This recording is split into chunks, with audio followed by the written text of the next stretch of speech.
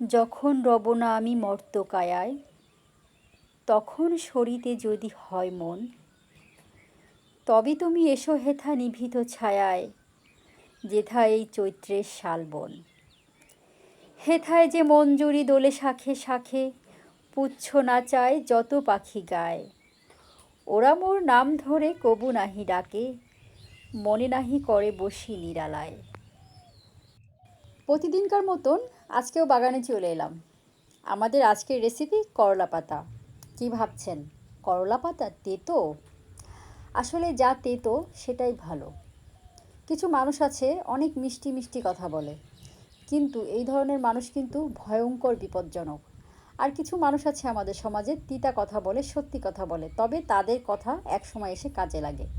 তো করলা, নিম পাতা বা এই জাতীয় যে খাবারগুলো, সেগুলো কিন্তু সেই উপকারী মানুষদের মতনই। তাহলে চলুন আমরা জেনে নেই করলা পাতার স্বাস্থ্য উপকারিতা। করলা পাতায় আছে ভীষণ স্বাস্থ্য উপকারিতা, যেমন রক্তের শর্করার মাত্রা কমায়। করলা পাতা ইনসুলিনের কার্যকারিতা বাড়ায়। করলা পাতা লিভার ও হজম শক্তি উন্নত করে। করলা পাতা অ্যান্টিঅক্সিডেন্টে ভরপুর এবং যে কোনো খাবারই অতিরিক্ত মাত্রায় না খাওয়াই ভালো, পরিমিত মাত্রায় খাওয়া ভালো। যে কোনো খাবার, যেমন ভাত বলেন, চিনি বলেন, লবণ বলেন, যে কোনো খাবার আপনি যখন বেশি খাবেন সেটা কিন্তু স্বাস্থ্যের জন্য অবশ্যই ভালো হবে না, বড়জোর খারাপ হবে। তো সেক্ষেত্রে যাই খান না কেন নিয়ম করে সঠিক পরিমাপে খাওয়াটাই ভালো। করলা পাতা এটি আমার মা হরহামেশাই ভাজি করতেন এবং আম্মার হাতের রেসিপি দেখতে দেখতে আমিও শিখে গেছি এই করলা পাতা ভাজি করা। খেতে কিন্তু দারুণ লাগে। তো প্রথমে করলা পাতা ধুয়ে নিয়েছি, তারপরে কুচি কুচি করে নিয়েছি। তো এখন আমি এখানে নিয়ে নিয়েছি পেঁয়াজ কুচি, রসুন কুচি, কাঁচামরিচ এবং কিছু শুকনো মরিচ। শুকনো মরিচ আমি কড়াইতে দিয়ে নিচ্ছি। এখানে আমি এখন দিয়ে নিব সরিষার তেল। তো করলা পাতা ভাজি করতে গেলে সরিষার তেলটা দিলেই ভালো, কারণ হচ্ছে সরিষার তেল দিয়ে যে স্বাদ লাগে সয়াবিন তেলে কিন্তু সেটা লাগবে না। করলা ভাজি বলেন আর করলা পাতা ভাজি বলেন, দুটোর ক্ষেত্রেই একই ব্যাপার।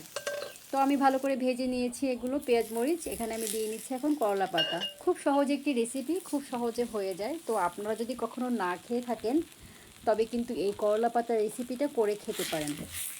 তো এখানে দিয়ে নিচ্ছি পরিমাণ মতো লবণ। এখন খুন্তির সাহায্যে খুব ভালো করে নাড়তে হবে এবং খুব সহজ একটি রেসিপি, খুব দ্রুত হয়ে যায়। তো আপনারা কিন্তু এভাবে করলা পাতা ভাজি করে খেয়ে দেখতে পারেন, খেতে কিন্তু ভীষণ সুস্বাদু। যাদের জ্বর আসে বা মুখে রুচি থাকে না, তারা কিন্তু এভাবে করলা পাতা ভাজি করে খেতে পারেন। এবং আপনি যদি কখনো না খেয়ে থাকেন, একবার হলেও খেয়ে দেখতে পারেন। তো আমাদের করলা পাতা কিন্তু হয়ে গেছে ভাজি, প্রায় শেষের দিকে, এখন তুলে নিব। তো আমাদের এই রেসিপিটা আপনাদের কেমন লাগলো অবশ্যই কমেন্ট করে জানাবেন এবং একবার ভাজি করে খেয়ে দেখবেন কেমন লাগে খেতে। আর যাদের করলা গাছ নেই তারা কিন্তু বাড়ির বেলকনিতে বা ছাদে বা বাড়ির আঙিনায় যে কোনো একটা জায়গায় করলার বীজ পুঁতে রাখলে কিন্তু সুন্দর করলা গাছ হয়। বৃক্ষরোপণ করা ভালো, সেটা নিজেদের জন্য ভালো, দেশের জন্য ভালো, দশের জন্য ভালো। তো কেমন লাগলো আমাদের রেসিপি কমেন্ট করে জানাবেন এবং অসংখ্য ধন্যবাদ এতক্ষণ সাথে থাকবার জন্য। একটা লাইক দিয়ে পাশে থাকবেন। তো সবাই ভালো থাকবেন। আল্লাহ হাফেজ।